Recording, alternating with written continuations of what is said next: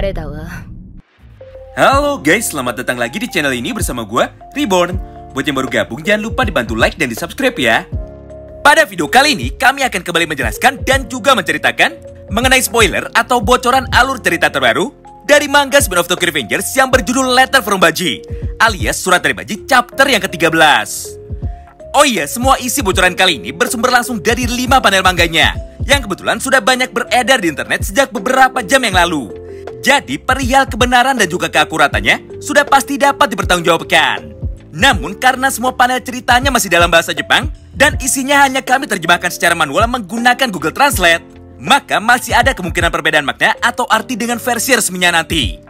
Oleh karena itu, bagi kalian yang masih penasaran dan ingin tahu mengenai poin-poin cerita apa saja yang akan muncul pada chapter terbarunya nanti, kalian bisa simak terus ya video ini sampai habis.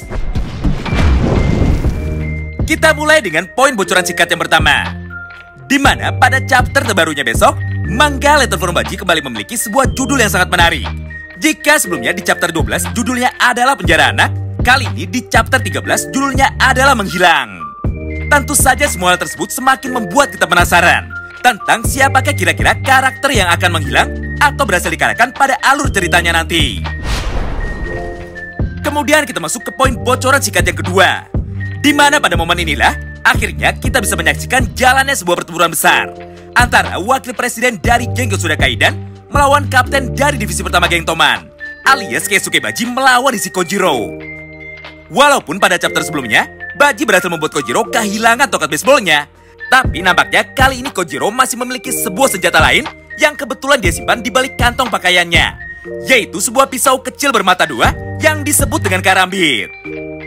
Walaupun sampai saat ini masih belum ada satupun penjelasan lengkap mengenai kemampuan apa saja yang dimiliki serta dikuasai oleh si Kojiro, namun setidaknya sudah ada satu hal yang pasti, yaitu Kojiro sama persis dengan Haruchio Sanzu, di mana keduanya sama-sama memiliki gelar sebagai Weapon Master dan keduanya sama-sama ahli ketika bertarung menggunakan senjata di tangannya.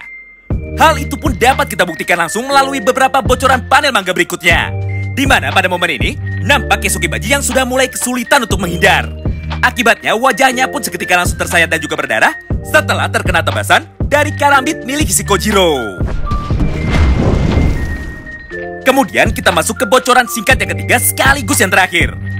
Tepat ketika Chifuyu sudah siap untuk bertarung seorang diri melawan semua anggota inti dari geng Yotsuda Kaidan, tiba-tiba saja muncul sosok pria misterius yang langsung memukulnya dan menghajarnya dari arah belakang. Nah menariknya, sesaat ketika Chifuyu mulai menoleh, ternyata dia pun seketika langsung terkejut karena orang yang datang untuk menghajarnya barusan adalah Ryusei Sato. Tidak hanya sampai di situ, karena jika kita perhatikan baik-baik, pada momen tersebut nampak Sato yang ternyata sudah mampu melepaskan diri dari ikatannya menggunakan kekuatannya sendiri. Yang artinya selama ini sebenarnya jika Ryusei mau, harusnya dia bisa melepaskan diri dan pergi melarikan diri dari markas geng Yotsuda Kaidan dengan menggunakan semua kekuatan besar yang saat itu dia miliki.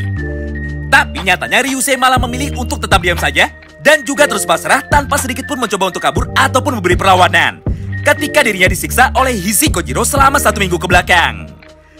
Tentu saja semua hal itu malah membuat kita semua menjadi semakin penasaran mengenai apakah sebenarnya yang ada di dalam pikiran Ryusei saat itu, dan kenapa Ryusei Sato sangat merasa bersalah kepada Kojiro, hingga pada akhirnya Sato pun mau menerima dengan ikhlas semua hukuman yang diberikan oleh Kojiro kepadanya. Wow, menarik banget ya. Sayangnya untuk bisa tahu mengenai semua isi cerita lengkap dari manga Bakuotam Tokyo Revengers, kita masih harus sabar menunggu sampai manga Bakuotam ini terbit secara legal pada hari Selasa besok dalam terjemahan yang lebih akurat. Jadi bagi kalian yang tidak dapat notifikasinya, maka kami sarankan kalian langsung cek manual aja ya ke channel ini sekitar jam 4 sore. Terima kasih banyak yang sudah simak video ini sampai habis dan salam Bakuotam.